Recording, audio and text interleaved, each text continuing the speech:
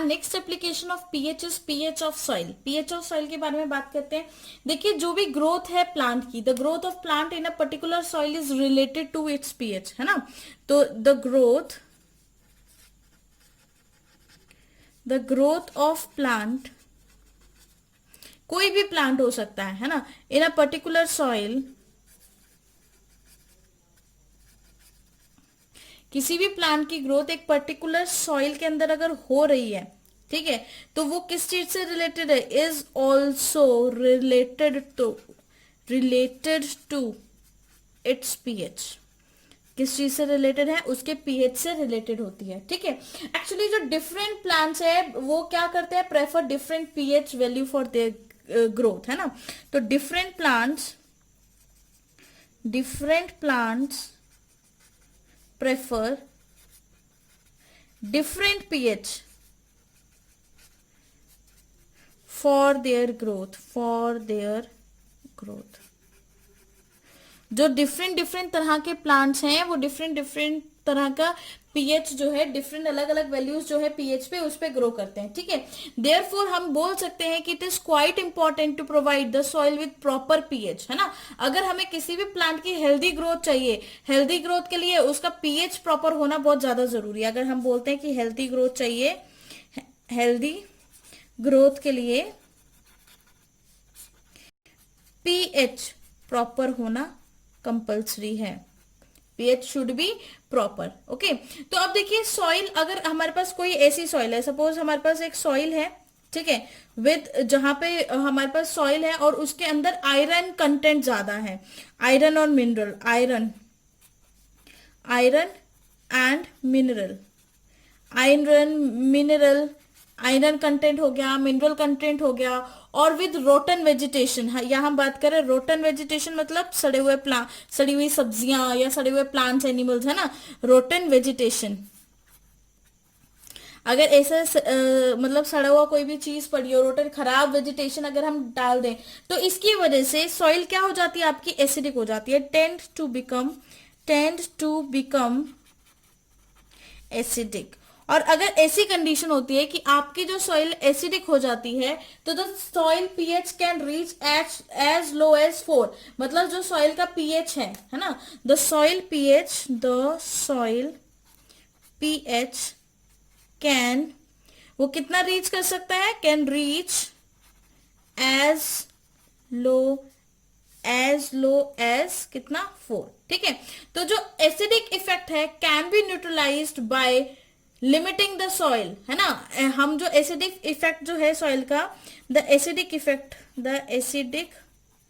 Effect of soil can be, इसको हम खत्म कर सकते हैं कि नहीं, can be neutralise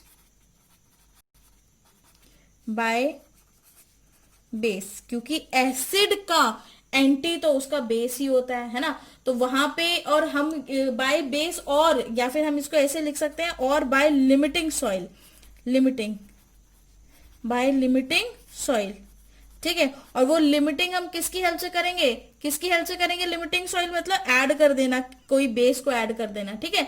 limiting soil, और किसके साथ हम सॉइल को लिमिट कर रहे हैं अपना, with the help of calcium hydroxide, ठीक है, which is carried by adding calcium. Limiting हम सॉइल को कैसे करेंगे, with the help by adding calcium hydroxide CaOH whole twice, जो कि क्या है, आपका बेस ही तो है, और क्या है, ठीक है।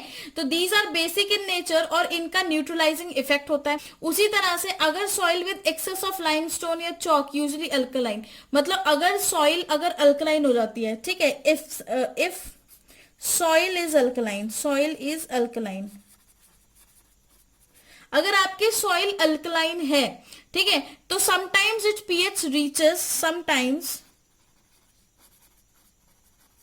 sometimes its pH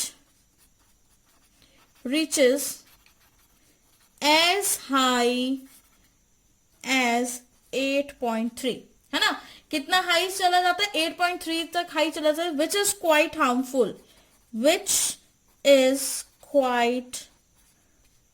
harmful, जो कि बहुत ही ज्यादा खतरनाक हो सकता है उस सॉइल की ग्रोथ के लिए, quite harmful for soil growth, for not soil, for plant growth, ठीक है, जो कि प्लांट की ग्रोथ के लिए खतरनाक होगा। ठीक है, अगर हमें अल्कलाइन इफेक्ट को रिड्यूस करना है, अगर हमें क्या करना है, if we want to reduce alkaline effect, अगर आपकी सॉइल अल्कलाइन है तो अब अल्कलाइन को कौन न्यूट्रलाइज कर सकता है, बेस ही न्यूट्रलाइज करेगा। ठीक है, तो in order to reduce alkaline effect it is better to use some decaying organic matter, क्योंकि जो भी आपका ऑर्गेनिक मैटर होगा, ठीक है, वो जितना टाइम तक बाहर रहेगा, वो जितना टाइम तक खराब होगा, तो वो क्या रिलीज करेगा, एसिड ही रिलीज करेगा ड्यू टू कंपोजिशन। ओके, तो हम ये बात कह सकते हैं कि जो प्लांट्स है require a specific pH range for healthy growth, plants को एक स्पेसिफिक पीएच रेंज चाहिए होती है एक हेल्दी ग्रोथ के लिए। Next application is pH in are digestive system. तो हमारे डाइजेस्टिव सिस्टम के अंदर भी पीएच का बहुत बड़ा रोल है। देखिए, जो हमारा स्टमक है वो क्या प्रोड्यूस करता है, HCl, that is hydrochloric acid, और ये हेल्प करता है डाइजेशन में फूड के विदाउट हार्मिंग द स्टमक। मतलब हमारी बॉडी के अंदर ये एसिड, मतलब बहुत ही हार्ड एसिड होता है, बहुत ही स्ट्रॉन्ग एसिड होता है, ये हमारी बॉडी में सिक्रीट होता है, लेकिन ये हमारे स्टमक को कोई भी नुकसान नहीं पहुंचाता। इसका सिर्फ और सिर्फ काम क्या होता है, डाइजेशन करना फूड की, ठीक है, विदाउट हार्मिंग द स्टमक, बिना उसको नुकसान पहुंचाए। जब हम क्या करते हैं, जब इंजेशन होती है, जब हम खाना खाते हैं, तो स्टमक प्रोड्यूस करता है बहुत सारा एसिड, और जिसकी वजह से हमारी बॉडी के अंदर पेन या फिर इरिटेशन शुरू हो जाती है, पेन स्टार्ट हो जाता है। ठीक है, और वो पेन किसकी वजह से हो जाती है, वो हो जाता है क्योंकि एसिड जो है एक्सेस अमाउंट में प्रोड्यूस हो गया आपकी बॉडी में, मतलब ज्यादा एसिड प्रोड्यूस हो गया। ठीक है, अगर इस पेन को आपने हटाना है, to get rid of this pain, लोग क्या यूज करते हैं, एंटा एसिड्स यूज करते हैं, जैसे कि इनो। अगर किसी को एसिडिटी हो जाती है तो वो क्या करता है, इनो यूज करता है, इनो पीते हैं। ठीक है, तो इनो क्या है एक्चुअल में, एंटा एसिड्स, मतलब एसिड्स के एंटी। एंटा एसिड्स का मतलब क्या होता है, जो एसिड्स के एंटी होते हैं। एसिड्स के एंटी कौन होते हैं, वो कुछ भी हो सकते हैं, जैसे कि कोई भी बेस हो सकता है। ठीक है, तो जो एंटी एसिड्स होते हैं वो न्यूट्रलाइज कर देते हैं एक्सेस एसिड को, क्योंकि एंटा एसिड्स खुद क्या होते हैं, base. For example sodium hydrogen carbonate, ये आपका कंपोनेंट होता है इनो का। ठीक है, और मैग्नीशियम हाइड्रोजन कार्बोनेट, जिसको मिल्क ऑफ मैग्नीशिया के नाम से भी जाना जाता है, बहुत इंपॉर्टेंट। ठीक है, तो कई बार क्या हो सकता है कि मिल्क ऑफ मैग्नीशिया आपको एग्जाम में गिवन हो, मैग्नीशियम हाइड्रोक्साइड ना गिवन हो, तो आपने बस नाम देखते ही समझ जाना है कि ये किसको रेफर कर रहे हैं, मैग्नीशियम हाइड्रोक्साइड को रेफर कर रहे हैं। ठीक है, ओके, होप सो आपको ये डाइजेस्टिव सिस्टम और प्लांट सॉइल में जो पीएच का रोल होता है प्लांट्स के लिए, वो अच्छे से समझ में आया है ना। चलिए, थैंक यू।